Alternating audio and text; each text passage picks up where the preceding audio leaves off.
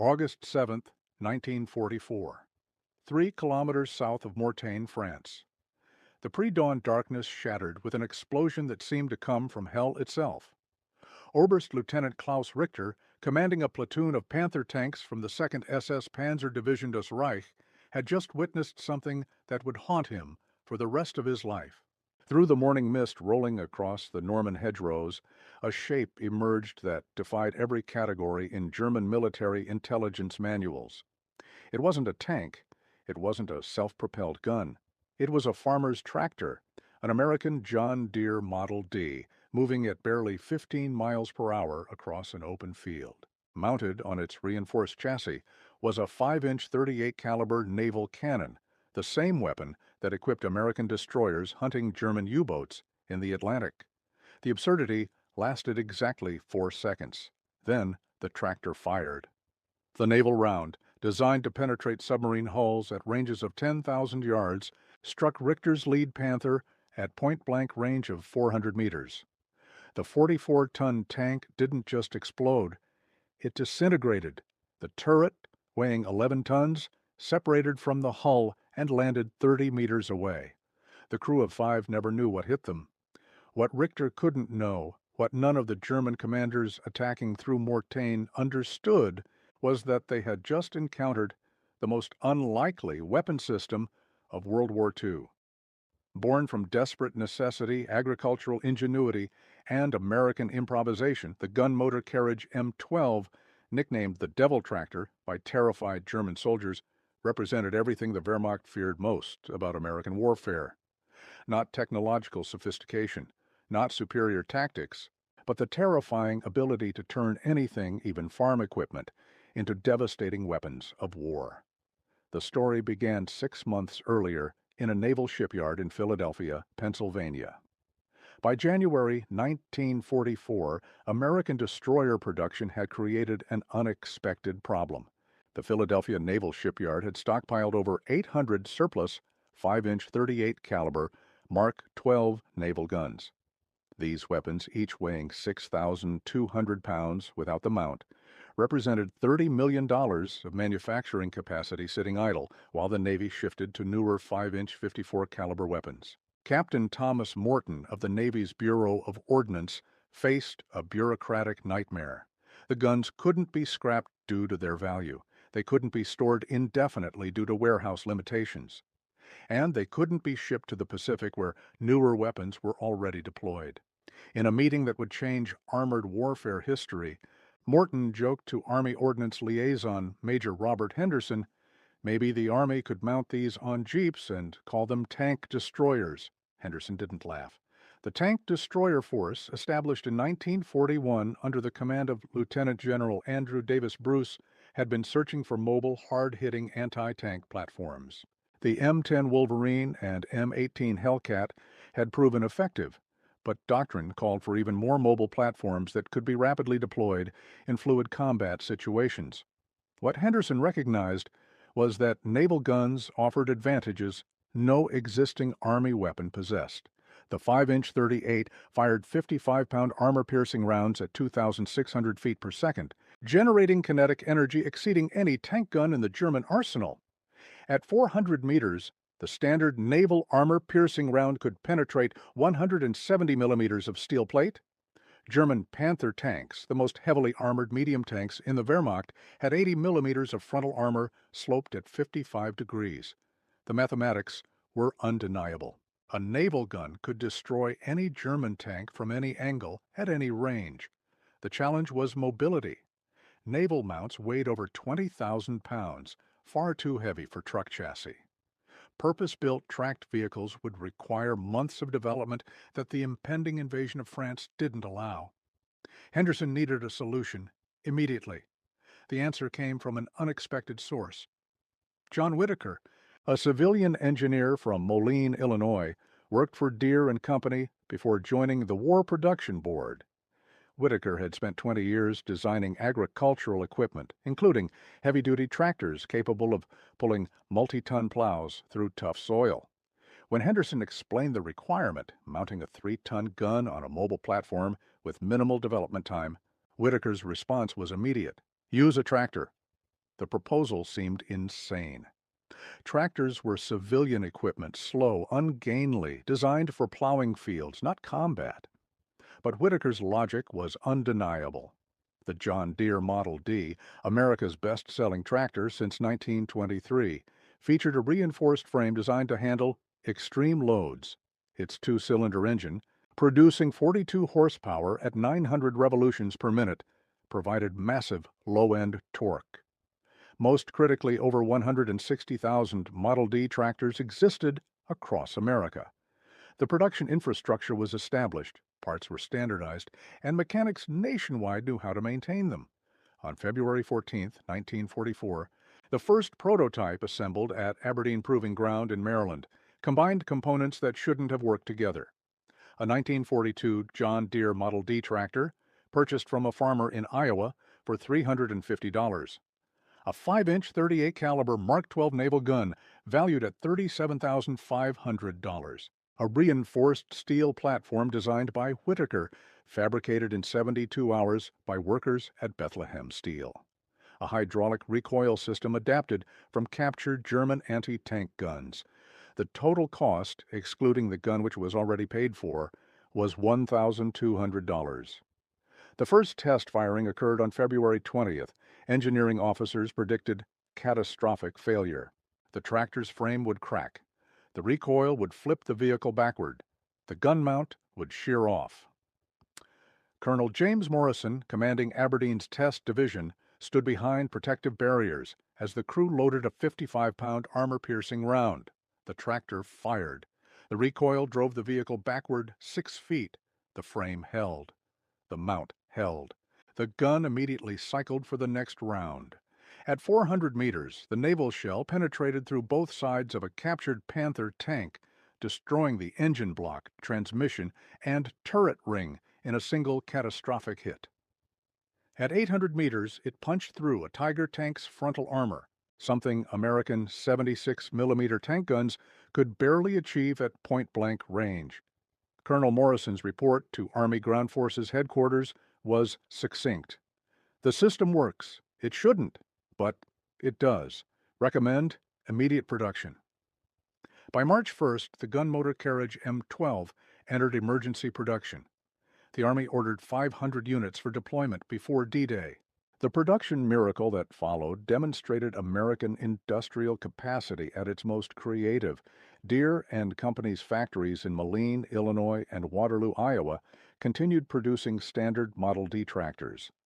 These were shipped to conversion facilities at Rock Island Arsenal, where civilian workers, many of them women, installed the gun mounts in an assembly process requiring just 16 hours per vehicle. The naval guns arrived from Philadelphia by rail, 3 per freight car. Recoil systems came from Detroit. Armor plates, minimal protection for the crew, were fabricated at Gary, Indiana. The logistics coordinated tractors from Iowa, guns from Pennsylvania, recoil systems from Michigan, and armor from Indiana, all converging at Rock Island for final assembly. By May 1944, production reached 14 Devil tractors daily. The workforce, understanding they were building weapons for the invasion of Europe, worked 12-hour shifts 6 days per week. Quality control was fanatical. Every gun was test-fired. Every hydraulic system was pressure-tested. Every tractor engine was run for 4 hours under load. The specifications of the finalized M12 gun motor carriage defied conventional military vehicle categories. Weight, 8,400 pounds combat loaded. Maximum speed, 15 miles per hour on roads, 8 miles per hour cross-country. Range, 120 miles on 12 gallons of gasoline. Crew, 4 men, commander, gunner, loader, driver. Main armament, 5-inch 38 caliber naval gun with 30 rounds of ammunition. Secondary armament, none. Armor, 12mm steel plate, front only, protection against small arms and shrapnel. The ammunition loadout mixed naval and purpose-designed Army rounds. 20 armor-piercing Mark 14 naval rounds for anti-tank work. 8 high-explosive Mark 15 naval rounds for bunkers and fortifications. 2 white phosphorus rounds for marking targets. The armor-piercing rounds, designed to penetrate submarine pressure hulls, could defeat any German armor. The high explosive rounds, designed to destroy surface ships, created blast effects that could level buildings. The first M12 gun motor carriages arrived in England on June 2, 1944, 4 days before D-Day. The 617th Tank Destroyer Battalion received 36 Devil tractors at a depot near Southampton.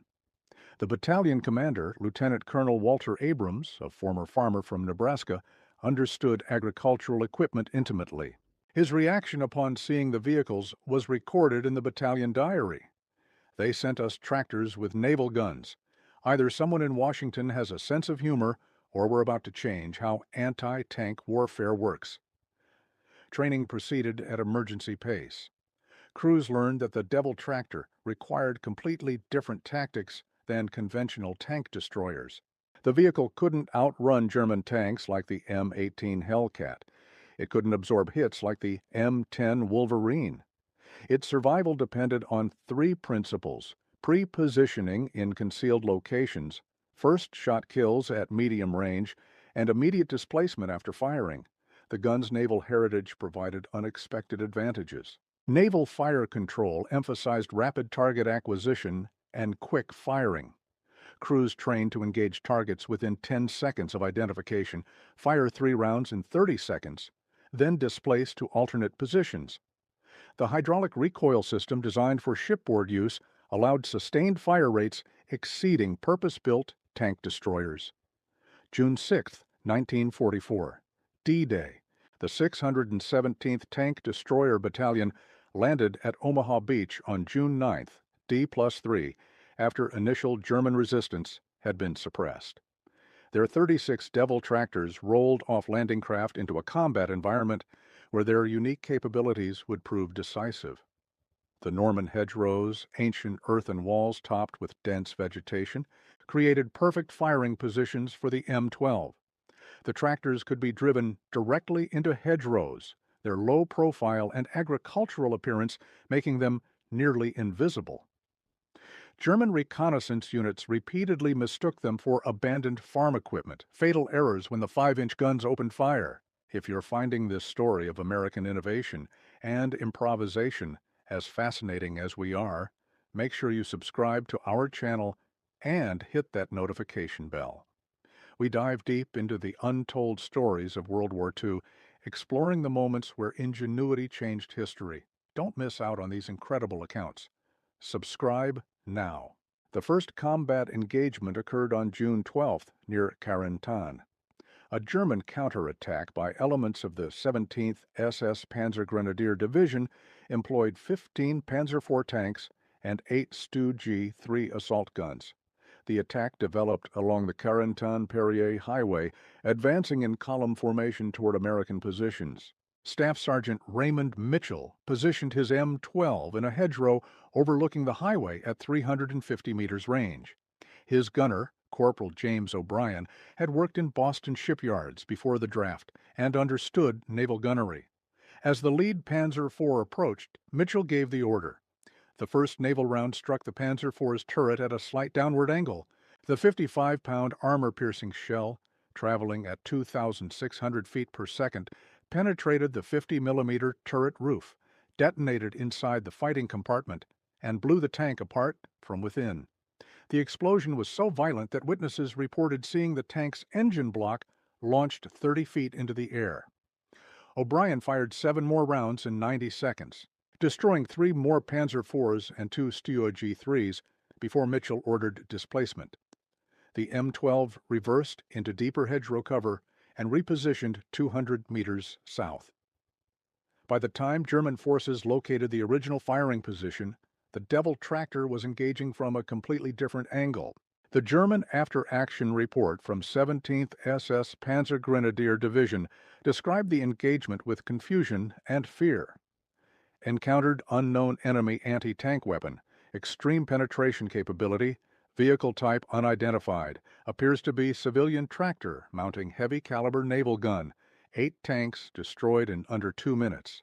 Weapon withdraws and repositions with agricultural vehicle speed cannot be effectively countered with standard tactics.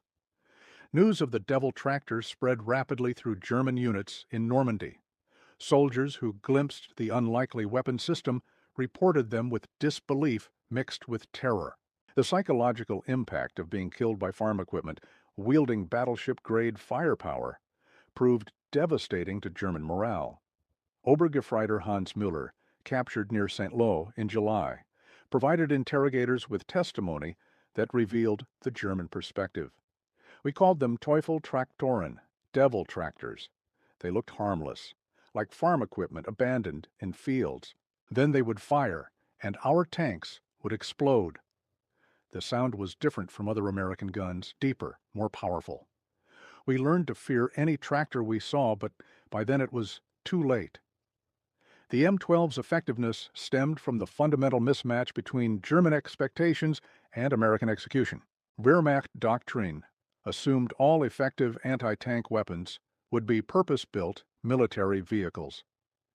Tank destroyers should be tracked, armored, and easily identifiable.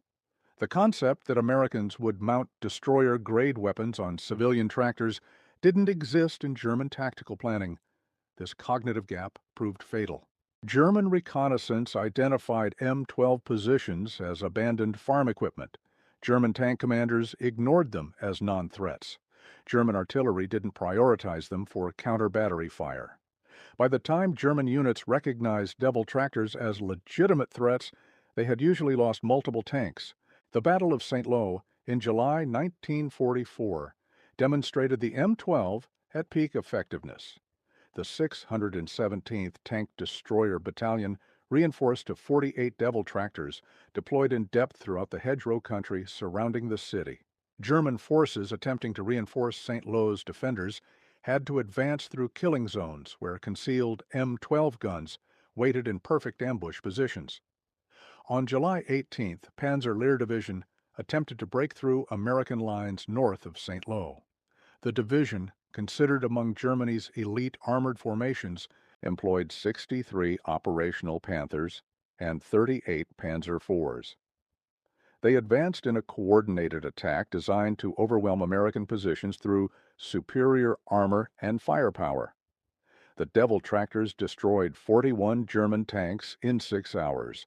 The engagement, studied extensively in post-war tactical analysis, revealed the weapon system's advantages in static defensive operations. Pre-positioned in hedgerows with clear fields of fire camouflaged to appear as agricultural equipment, the M12 crews waited until German tanks approached to point-blank range before opening fire. Lieutenant Robert Jameson commanded a platoon of 4 Devil tractors positioned along a 1,200-meter frontage.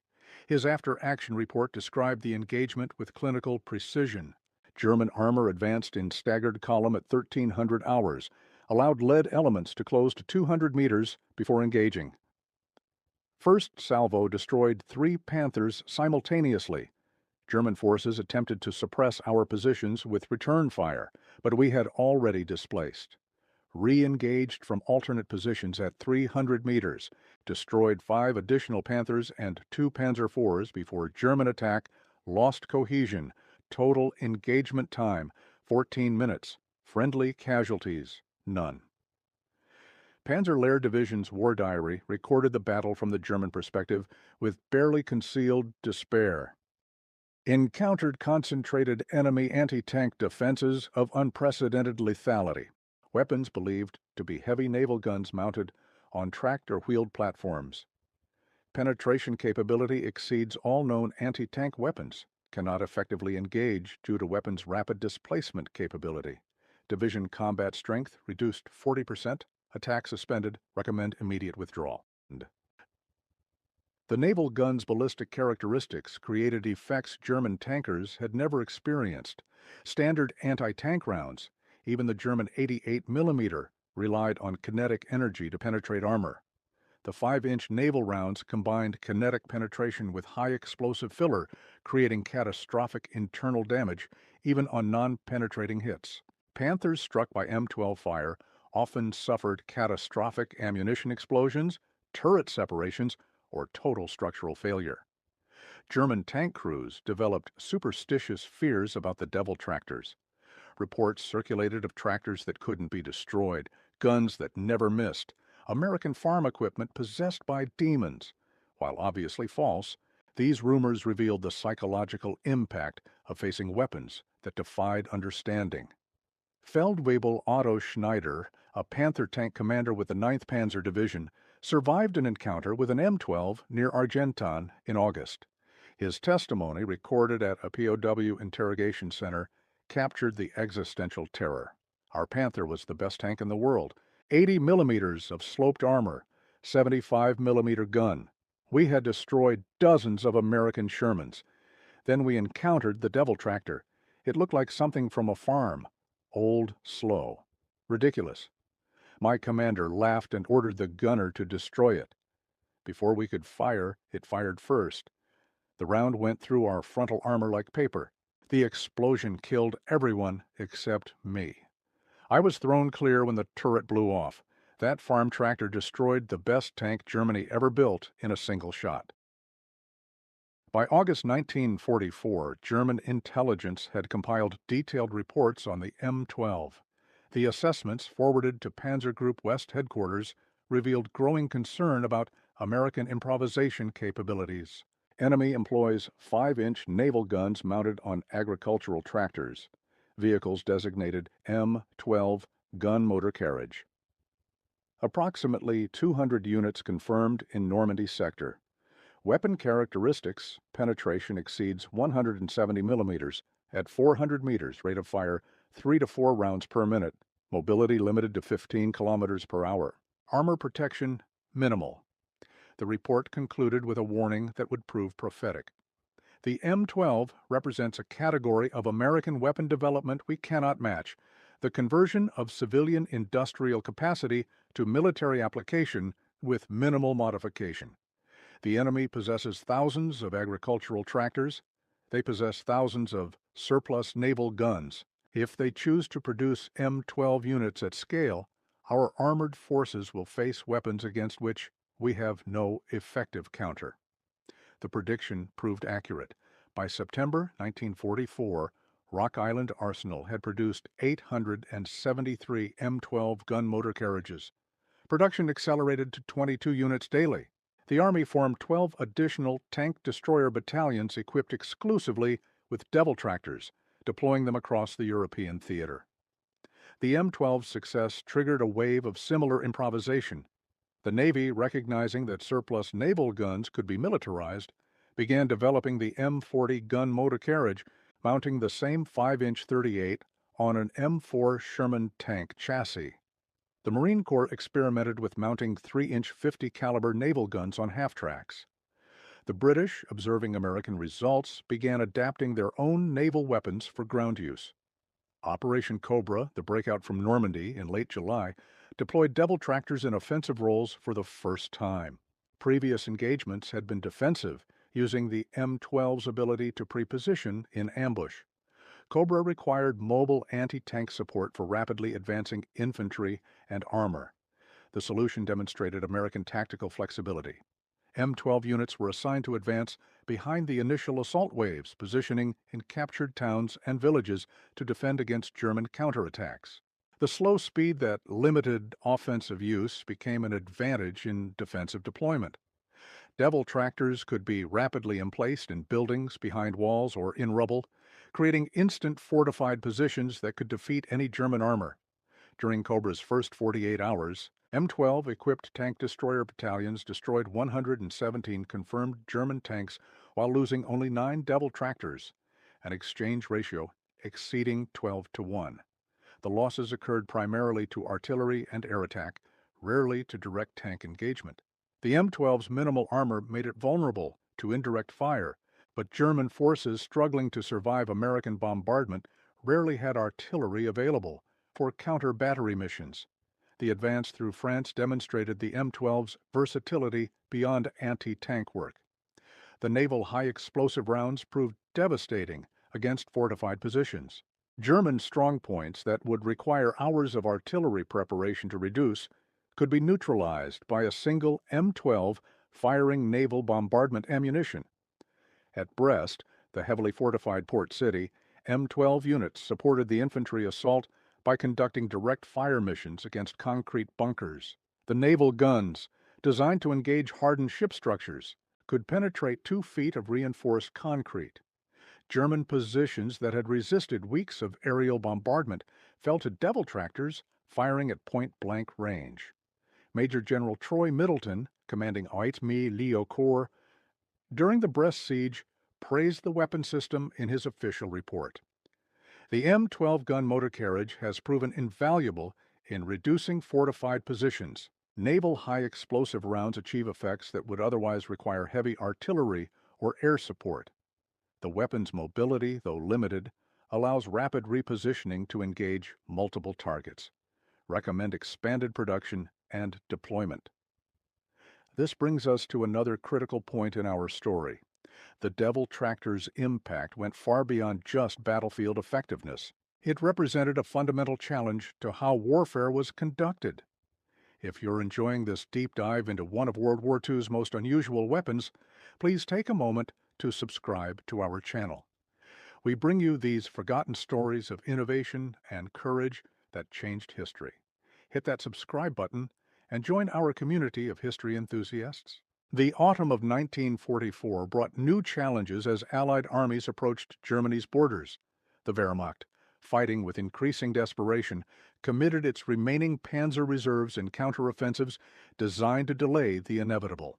These operations, the Ardennes offensive being the most significant, concentrated German armor in ways that created target-rich environments for M12 units. The Battle of the Bulge, Hitler's last major offensive in the West, began on December 16, 1944. The 617th Tank Destroyer Battalion, still equipped with 42 operational Devil tractors, defended positions around Bastogne. The battalion's war diary recorded the opening hours of the German assault with professional detachment masking underlying tension. December 16, 0530 hours. German artillery barrage commenced along entire divisional front. 0615 hours. Enemy armor identified advancing from eastern approaches. Estimated strength, Company plus Panthers and Panzer IVs. All M12 units ordered to prepared positions.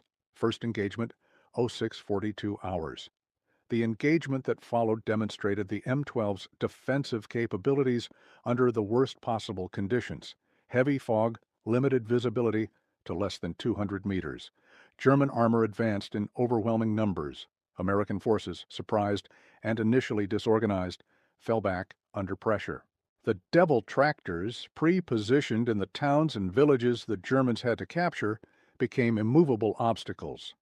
Sergeant First Class Michael O'Malley commanded an M12 positioned in a destroyed building in the village of Longville. His crew had reinforced their position with rubble and debris, creating a fortified firing position with a 60-degree arc of fire covering the main road. As German Panthers advanced through morning fog, O'Malley's gunner, Corporal Stephen Blake, engaged at extreme close range. The first Panther appeared at 75 meters, so close that Blake could see the commander's face through the cupola. The naval round struck the Panther's glacis plate at nearly perpendicular angle. At this range, the kinetic energy was so extreme that the shell punched completely through the tank, exited through the rear armor, and continued another 100 meters before impacting a building. Blake fired 11 more rounds in 3 minutes, destroying 6 Panthers before the German attack withdrew.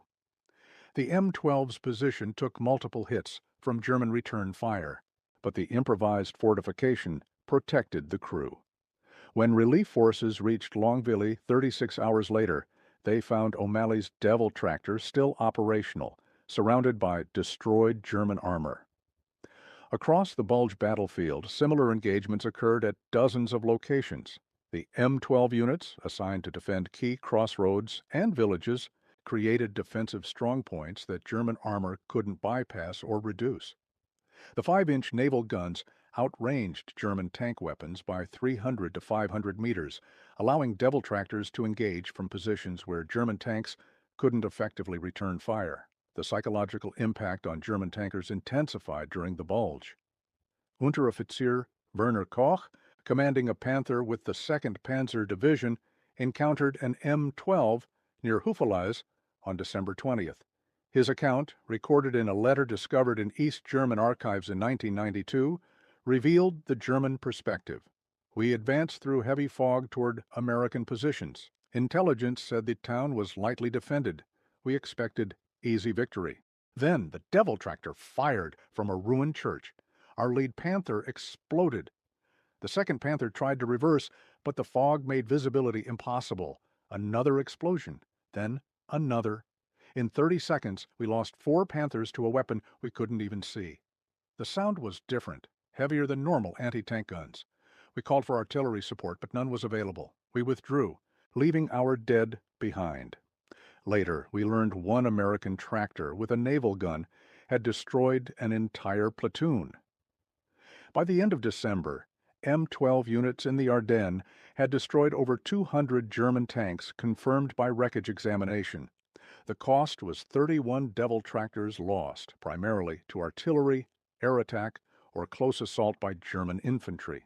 The exchange ratio of nearly 7 to 1 represented exceptional performance for a weapon system that cost $1,200 per unit, excluding the gun. German intelligence assessments from late December 1944 showed growing alarm about the M12's proliferation.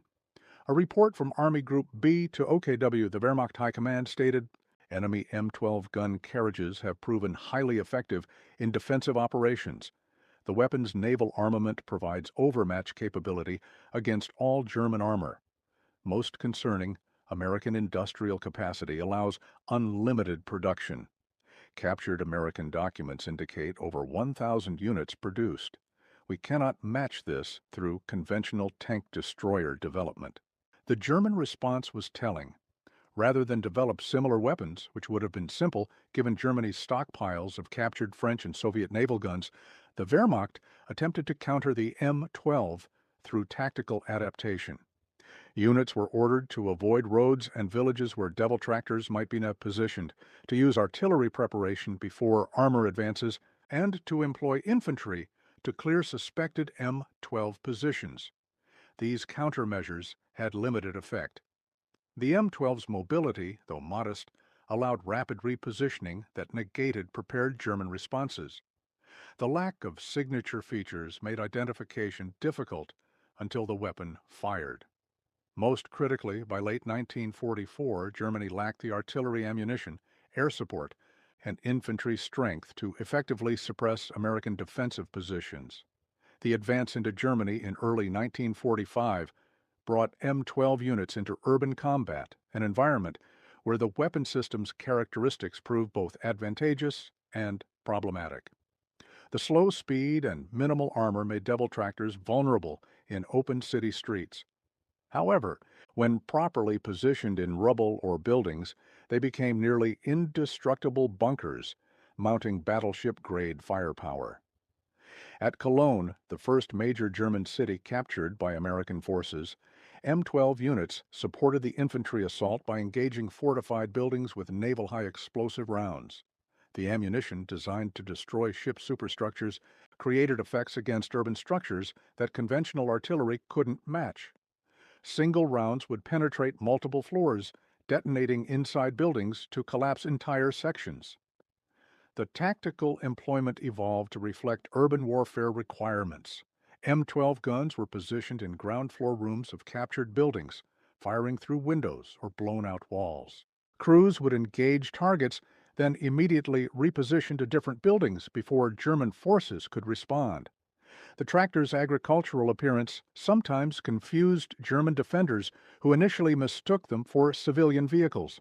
Hauptmann Friedrich Weber, defending Cologne with a battalion of mixed Wehrmacht and Volkssturm troops, described the psychological effect in a post-war interview. The Americans attacked with everything: tanks, infantry, artillery, aircraft.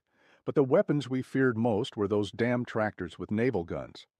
They would appear in buildings we thought were empty, fire several rounds that would bring down entire structures, then disappear. We couldn't predict where they would be. We couldn't effectively engage them. They created terror among the Volkssturm, who weren't trained soldiers. Men would flee positions when they heard the deep boom of the naval guns. The crossing of the Rhine in March 1945 deployed M12 units in fire support roles during the assault. At Remagen, where American forces captured an intact bridge on March 7th, Devil tractors were among the first heavy weapons across, positioning on the eastern bank to defend against German counterattacks.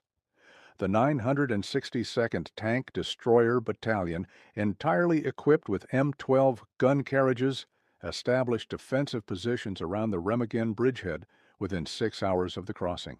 When German forces attempted to destroy the bridge with armor and artillery, they encountered a defensive fire network where every approach was covered by naval guns firing from concealed positions.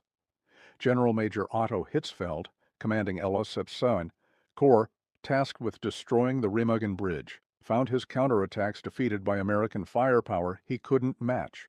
His March 10th report to Army Group B revealed the frustration. American defenses at Remagen include numerous heavy-caliber weapons identified as M12 gun carriages. These weapons engage our armor at ranges where return fire is ineffective. Attempts to suppress them with artillery have failed due to their mobility and concealment. Bridge destruction is impossible while these weapons dominate the eastern approaches. Production of M12-gun motor carriages continued until May 19, 1945, 1 week after Germany's surrender. The final total reached 1,417 units, produced across 13 months from May 1944 to May 1945. At peak production in February 1945, Rock Island Arsenal completed 31 Devil tractors daily. The industrial achievement mirrored the weapon itself: simple, effective, and entirely American. The conversion process required minimal retooling. The components, tractors, guns, recoil systems, armor plates, came from existing production lines. The workforce, largely women and older men ineligible for military service, operated with efficiency that matched or exceeded pre-war industrial standards. The cost analysis revealed the M12's economic efficiency. Total program cost, including research, development, and production of 1,417 units, was $18.6 million. By comparison, the M10 Wolverine Tank Destroyer program cost $137 million for 6,406 units. The M12 delivered comparable anti-tank capability at roughly 1/10 the cost per unit. Post-war assessments by the Army Ordnance Department praised the weapon system while acknowledging its limitations. The M12 gun motor carriage represents successful emergency development of a highly effective anti-tank weapon. The system's advantages include low cost, rapid production, devastating anti-armor capability, and versatility in multiple combat roles. Limitations include minimal armor protection, low speed, limited cross-country mobility, and vulnerability to indirect fire. Overall assessment: the M12 succeeded in its intended role and contributed significantly to Allied victory in Europe. German evaluations conducted after the war by American intelligence teams interrogating Wehrmacht officers revealed grudging respect mixed with bewilderment at American improvisation. General Lieutenant Fritz Bayerlein, commanding Panzer Lehr Division during the Normandy campaign, provided extensive commentary on American weapon systems, including the M12. The Americans approached warfare differently than we did. We designed purpose-built weapons for specific roles, then produced them in limited quantities due to resource constraints. The Americans converted whatever they had available into weapons, produced them in vast quantities, and overwhelmed us through material superiority. The M12 exemplified this approach: a civilian tractor, a naval gun, minimal engineering, yet it destroyed our best tanks. We couldn't conceive of using farm equipment as weapon platforms. They not only conceived it, they mass-produced it and deployed it effectively. This difference in thinking cost us the war. The Devil tractor's combat record across 11 months of European warfare compiled impressive statistics. Confirmed tank kills: 1,873 German armored vehicles. Probable kills: additional 412.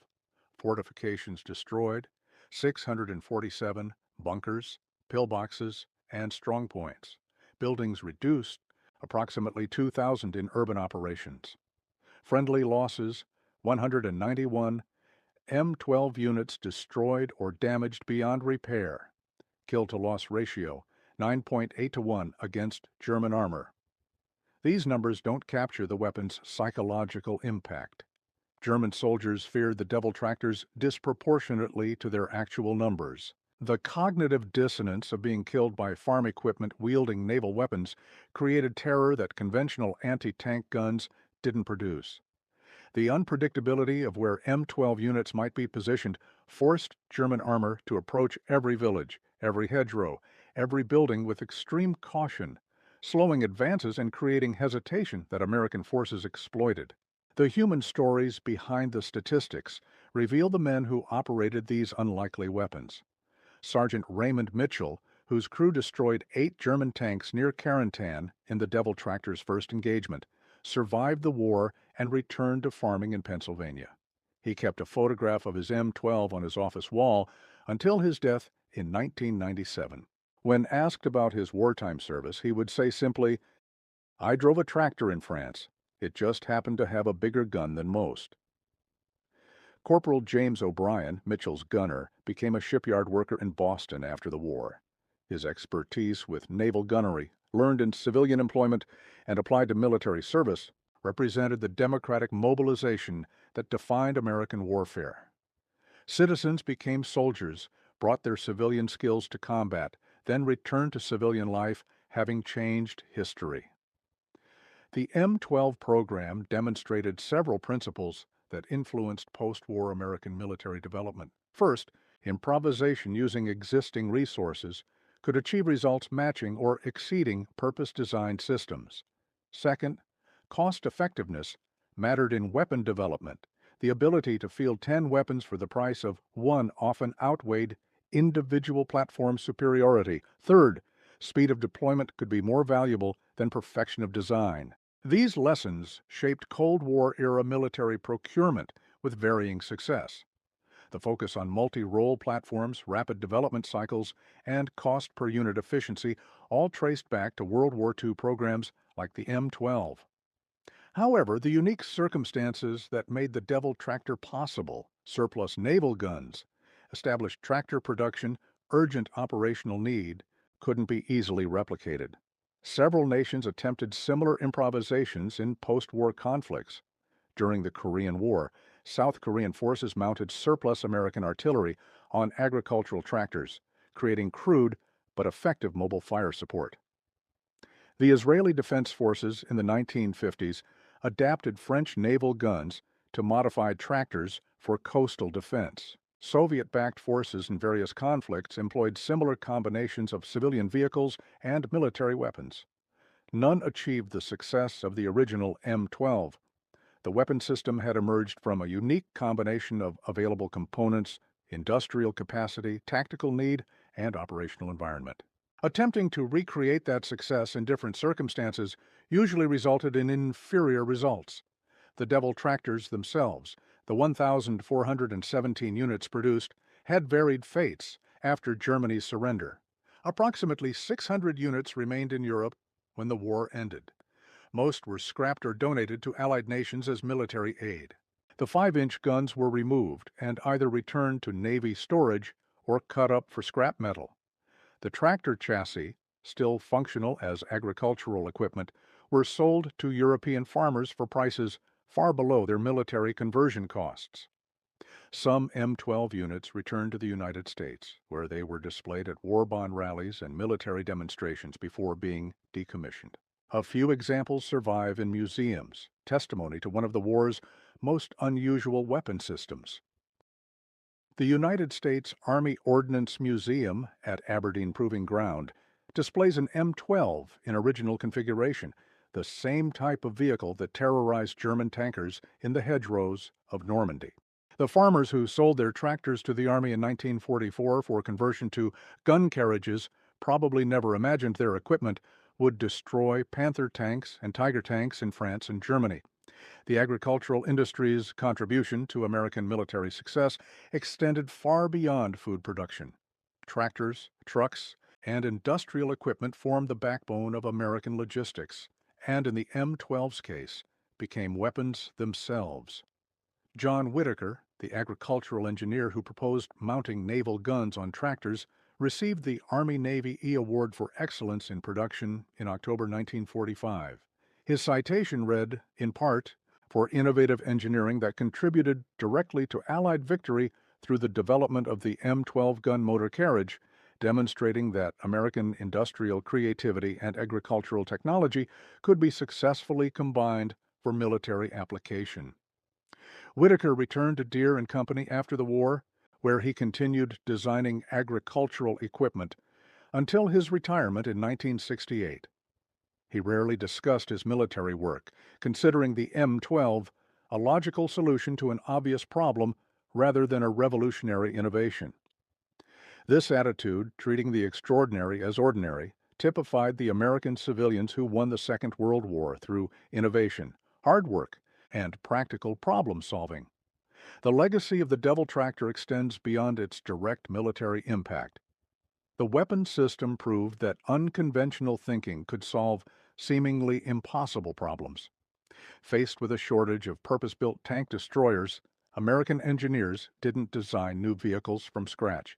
They looked at available resources, civilian tractors and surplus naval guns, and created a hybrid system that exceeded expectations.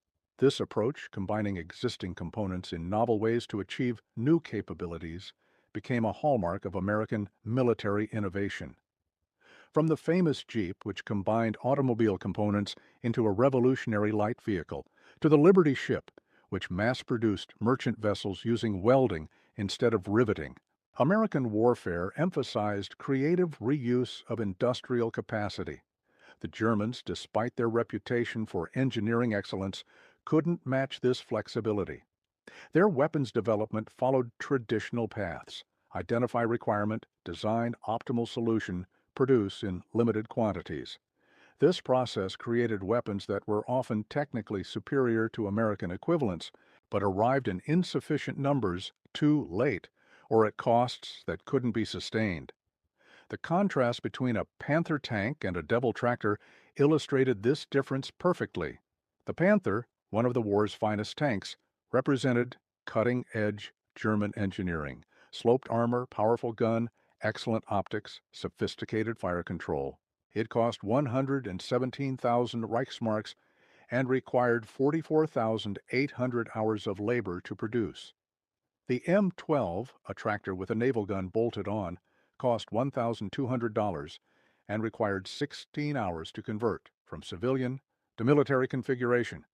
In direct combat at medium range, the Panther held every advantage except one. The M12's gun could destroy it with a single hit, while the Panther needed multiple hits or perfect shot placement to disable the Devil tractor. More importantly, America produced 1,417 M12 units, while Germany struggled to build 6,000 Panthers across 2 years of production. The mathematics of industrial war favored the side that could produce adequate weapons in overwhelming numbers over the side that produced perfect weapons in limited quantities. The Devil tractor proved this equation decisively. As the 75th anniversary of the M12's deployment approaches, historians continue discovering new accounts of the weapon system's impact. German unit histories, personal memoirs, and battlefield archaeology reveal engagements where Devil tractors changed outcomes. Each discovery adds detail to our understanding of how an improvised weapon became one of the war's most effective anti-tank systems. The men who served in M12-equipped units, now almost all deceased, left testimony that consistently emphasized surprise at what they were asked to do: drive tractors into combat, mount naval guns on farm equipment, engage German panzers with weapons designed to sink submarines. The absurdity of the concept dissolved in the reality of effectiveness. When a Devil tractor destroyed a 44-ton Panther with a single shot, questions about unconventional weapons design became irrelevant. The German soldiers who faced these weapons, those who survived, carried memories of terror at encountering the unexpected. Veterans interviewed decades after the war described their shock at seeing what appeared to be civilian tractors mounting battleship guns. The cognitive disconnect between a vehicle's appearance and its lethality created psychological trauma that combat against conventional weapons didn't produce. Obergefreiter Klaus Richter, the Panther commander who witnessed the first M12 engagement near Mortain in August 1944, survived the war and emigrated to Canada in 1952. In a 1983 interview for a Canadian television documentary, he recounted his reaction to seeing the Devil Tractor. "I thought it was a hallucination. Combat stress making me see things that couldn't exist. A tractor with a naval gun, firing at panzers, destroying them like toys. Then my tank was hit. The explosion killed my crew. I was thrown clear, survived with burns and shrapnel wounds. As I lay in the field waiting for medics, I watched that tractor slowly drive away. Still looked like farm equipment. I realized then that we had lost the war. If the Americans could turn tractors into tank destroyers, they could turn anything into weapons. We couldn't match that creativity." This testimony captured the M12's ultimate significance. The weapon system represented more than tactical innovation or engineering improvisation. It symbolized a fundamental difference in how democratic and authoritarian systems approached warfare. The Americans asked, "What can we use to solve this problem?" The Germans asked, "What is the correct solution to this problem?" The first question led to Devil tractors destroying panzers. The second led to perfect tanks that couldn't be produced in adequate numbers. The story of when a farmer put a naval cannon on his tractor, and Germans called it the Devil Tractor, is ultimately a story about American pragmatism defeating German perfectionism. It's about industrial democracy outproducing authoritarian command. It's about ordinary citizens, farmers, factory workers, engineers, sailors creating extraordinary weapons from ordinary components. The M12 gun motor carriage never achieved the fame of the Sherman tank, the glory of the P-51 Mustang, or the recognition of the B-17 Flying Fortress. It remained obscure, a footnote in most histories of the Second World War. Yet the 1,417 Devil tractors produced between May 1944 and May 1945 destroyed nearly 2,000 German armored vehicles, defended countless American positions, and proved that sometimes the best weapon is whatever works, regardless of how unconventional it appears. When American soldiers drove agricultural tractors mounting naval guns into combat against the Wehrmacht's finest panzers, they didn't just win battles. They demonstrated a truth that transcends military history. Creative thinking, practical improvisation, and willingness to attempt the unconventional can defeat superior technology, better training, and established doctrine. The Devil Tractor won because it shouldn't have existed, because German tactical planning couldn't account for weapons that violated every category, because American ingenuity created solutions that German engineering couldn't counter. Today, the few surviving M12 gun motor carriages stand in museums as monuments to this principle. They remind us that victory doesn't always go to the side with the best weapons, but sometimes to the side with the best imagination. The farmers who sold their tractors, the engineers who designed the gun mounts, the factory workers who assembled the systems, the soldiers who drove them into battle. None of them could have predicted that their improvised creation would terrify German tankers and help win the war in Europe. But they did their jobs, solved their problems, and created something that changed history. The Devil Tractor's lesson endures. When faced with impossible challenges and limited resources, sometimes the answer isn't to design the perfect solution. Sometimes it's to bolt a naval gun onto a tractor and see what happens.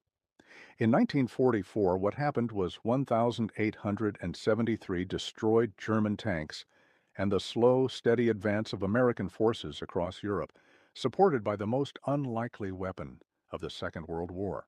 The thunder of 5-inch naval guns firing from John Deere tractors echoed across the battlefields of France, Belgium, and Germany, a sound that symbolized American industrial might, creative improvisation, and democratic determination. German soldiers who heard that sound and survived never forgot it. Neither should we. The Devil Tractor proved that sometimes the best weapon is the one nobody expects, and sometimes a farmer's tractor can change the course of history.